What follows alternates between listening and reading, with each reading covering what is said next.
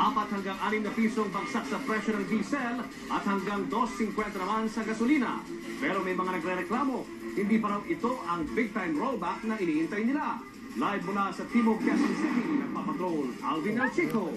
Julius, sa unang pagkakataon sa kasaysayan ng industriya ng langis, nagpatupad ng pinakamalaking rollback sa presyo ng produktong petrolyo ang mga kumpanya ng langis. Hanggang 6 na piso ang ibinawas sa presyo ng litro ng diesel at hindi pa rito nagtatapos ang good news dahil magkakaroon din ng big time rollback sa mga susunod na araw sa presyo naman ng LPG.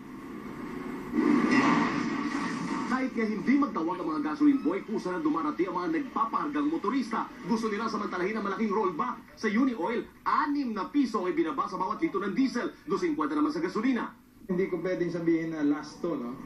Dahil ang trend naman sa market, pababa ng pababa. So kung tumuloy-tuloy yan, masasabi ko, dapat tuloy-tuloy din yung rollback. 5 piso naman ang ni-rollback sa presyo ng diesel ng Shell, Petron, Caltex, Eastern, Total at PTT. 4 na piso naman ang rollback ng Sea Oil at Flying V ay binawas sa gasolina, 2 piso kada litro. Kaya ngayon, nasa 40 peso level na ang diesel habang naglalaro naman sa 43 hanggang 46 pesos ang gasolina. Karamihan sa mga oil company, positibong masusundan pa ang big time rollback. It's definitely not the last, but I think this is already a one-time big time, no? We will have more rollbacks, but not of magnitude like this. Bagamat natutuwa, humihirit pa rin ang karagdagang bawas presyo ang mga motorista. Ano mas mababa pa? Kasi mababa sa world market eh. Ibababa, talagang magro-rollback din kami sa pamasahe. Dagdag pa rin Senador Miguel Zubiri, dapat may 3 pisong rollback pa at dapat pumalo na lang sa 30 peso level ang diesel sa Disyembre. Pero mukhang magtutuloy-tuloy ang good news hanggang sa Disyembre dahil ngayon pa lang may pangako ng rollback ang Flying V.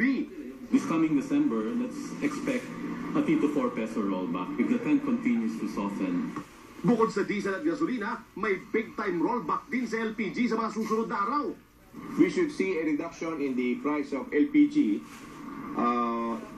I would think about middle of November na mga 17 pesos per kilogram.